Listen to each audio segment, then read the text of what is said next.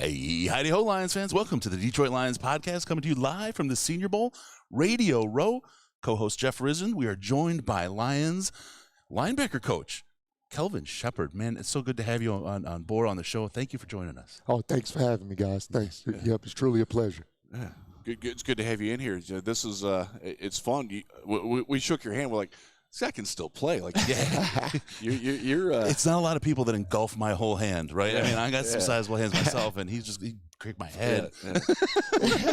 I feel like we should still introduce you as former NFL linebacker.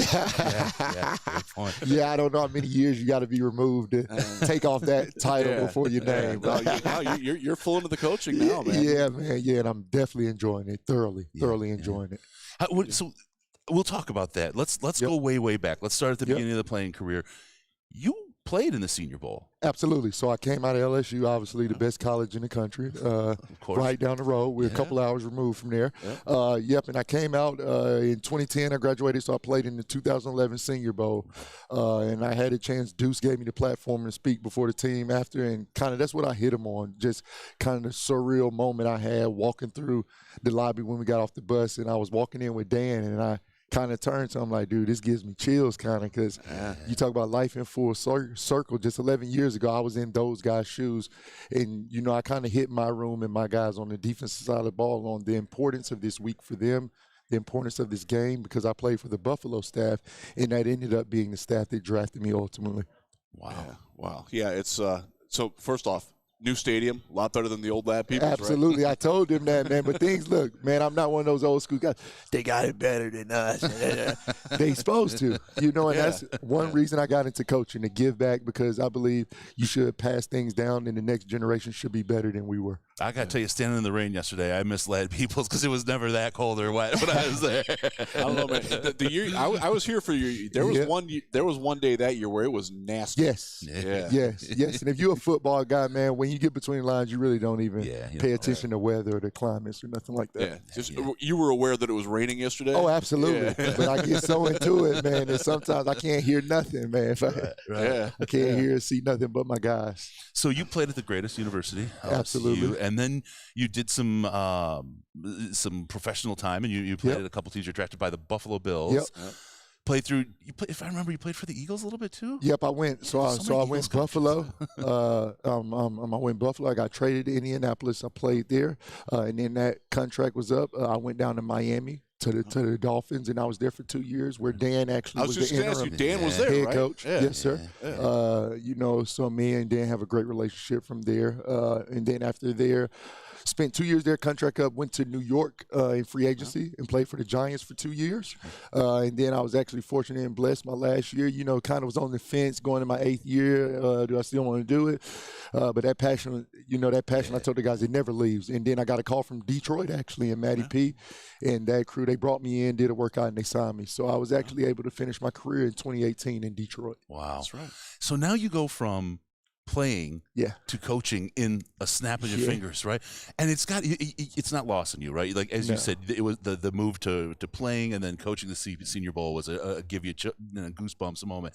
Going into the coaching ranks, what was that like? What did, from a headspace perspective, right? How you think about the game and how you approach the players, part of the brotherhood, part of management, right? A little bit of a different kind of thing. Well, when I was a player, I always been, even from LSU, the leader, kind of that leader on the team, the vocal guy, the guy to rally the guys, having that equal balance of, hanging out with the guys, but at the same time setting a standard of this is how to be a pro, this is how to be a professional. And I've had my bumps in the road and things like that, but I'm always open and honest with people. So I think that's what allows people to open up to me, and I'm able to get inside and touch people. And that kind of helped me transition. As you guys know, I retired in 2019, and during that phase, it was kind of a lost phase. Like, guys, they'll lie to you and say, oh, no, I'm good. I had it long. 8-year career, a lot of people think you're setting all this. But in 2019, that was a very humbling moment for me, because sitting at this beautiful house in Miami, and I'm like, all right, I've cleaned the house. Yeah. All right. Yeah. What do I do now? now? Cleaned up. All right. Took the kids to school. What am I going to do? So I started turning on film. And one of my best friends is Jason Pierre-Paul, and I would literally get his film and critique it. And in 2019, I would call him before games. A lot of people don't know that. And I would go, and he's like, man, what are you doing, man? You need to go coach or something. Seriously. And then so I started to kind of have coaches reach out and tell me that they thought I should coach. And one day I randomly got a call from Devin Fitzsimmons. He used to be the special teams coordinator, Fitzy, and he was at Vanderbilt with Coach Mason. And my name popped up. They had an opening on staff, and Fitz like, you're smart, you're a leader. I think you'll be good for it. And he calls me. I'm like, wow. And, you know, sometimes things are just right. And that's literally, I feel like God telling me that was my calling. Right. Something on my mind. You get a random call from a great man, and I'm like, Fitz, what? Coach? First thing you think, I'm not doing those hours. It's a different schedule, isn't it? It's the first thing you think as a player. You see the coaches up there all night. I'm never doing that. And Fitz laughed. We laughed about it, and I was like, Fitz, okay, if I did this, what would I have to do? And he literally said, Shep, go in the interview and be yourself. Yeah. So I did that. And 2 days later, I was interviewing for Vanderbilt. And I'm sitting in front of ADs, and it was Skype because it was during COVID. Right. Freaking AD, head coach. I'm like, what am I doing? What have I got myself into? And that interview went for about 2 hours. And I got a call the next day that Derek Mason wanted to talk to me. And he offered me the job on the spot. And that's great. It was kind of like, whoa, Derek, I want to accept, but yeah, when they offer you the job, like you're like, do I have to accept it right now? Like if I hang up, like, and then just you talk about how life works, man. Yeah. And when things supposed to happen, they're supposed to happen. Jack Marucci, the head trainer of LSU, long time trainer, athletic trainer. He was kind of talking to me, kind of telling me, pushing me in that direction as well. So I called him. I'm like, dude, Vanderbilt offered me. He's like, what? I'm like, they offered me. Like that rival school. He's like, and he says, well, ain't no way you're going there. He's like, don't sign anything. I'm going to talk to Coach O, and I'm going to tell him you're interested in coaching. Well, Kevin Falk was the director of player development. He was transitioning to the running back role. So Jack's like, I think that's a good role for you. You know, it's kind of, you could be around ball, but so I get there, find out Bo Pelini, my D coordinator, who I won national championship with, was going back. Wow. It was a no-brainer. He called me. He was like, look, I'm going to make you the lead defensive analyst. You'll work hand-in-hand with me, and you could do the player development stuff. So I was like, but that call, having to call Derek Mason, and that's why I tipped my hat to that man. Because I was nervous. I didn't know how this worked. He think that I didn't want to work with him. Right. And I called him, and he said, Kelvin, I appreciate you calling me. That's good. He's like, because a lot of people don't. He's like, I would be doing you a disservice to tell you, don't go to your alma mater if that's where your heart is. So I went there. 10 months, I'm down there loving it, man. Obviously, we got 2 defensive guys and 1 offensive guy from the game, and I think Chase and just got added from LSU, yes, but Damone Clark, that's like my little brother. And that's a guy that I mentored all last year. So you talk full circle. Yeah. And he found out he was playing on our team. He was beyond ecstatic. So I did that for 10 months. Then I get a call, my phone ringing. Me and Dan talk. You know, we have a bond and relationship that goes outside of this. And we were talking. He's giving me advice and things like that. And I get a call. And I kind of saw the media stuff. And I was like, man, it'd be cool to work with Dan. And literally just in my mind and telling, like, close friends of mine, got a call the day that he got off the podium talking about biting off kneecaps. Yeah.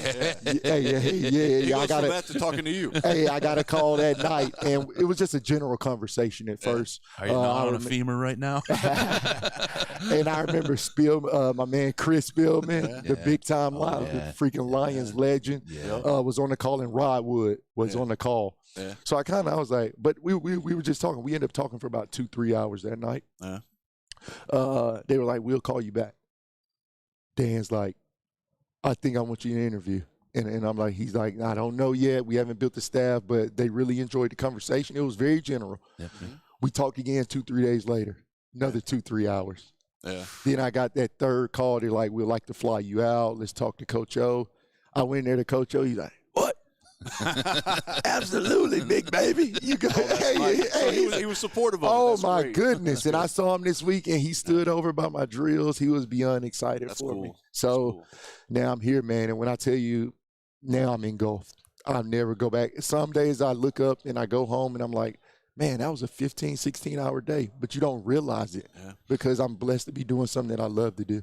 I want to ask one question because as a player, there's a lot of players in the coaching staff of this team. from the outside looking in, it seems like the coaching staff is its own team. It is a team, just like a group of guys on playing team. Is that the sense that you have as well? Yeah, and obviously, like I said, we got our own players' locker room upstairs. Like you go in our locker room, and man, don't make no mistake about it. These are like legends. These weren't just guys in and out the league. These guys who had long, sustainable careers. So yeah, it is a blessing, man. It's that passion that you have. You get it fulfilled. That empty hole that you have, because the passion never goes. You get it filled with seeing these guys thrive that you're developing and coaching. Yep. Yeah. Awesome. All right, Kelvin, Sheppard, thank you so much. We got limited time. I could talk to you all day. I'll be back, guys. Don't worry about it. I'll be back. That's good. Awesome. I'll be back. You got a practice to go to, so absolutely, got guys to prepare. But yeah, it's awesome that you can share your Senior Bowl experience with the guys that are here. I know that's an invaluable thing for them, and I appreciate you first off talking with us, but also you're helping these guys so much, man. Absolutely, man. I greatly appreciate you all coming on and and having me on, and I'll definitely be back. Awesome. Definitely back. Thank you, Coach. Thanks, man. See ya. All right, thank you, guys. Kelvin Sheppard, Detroit Lions linebacker coach.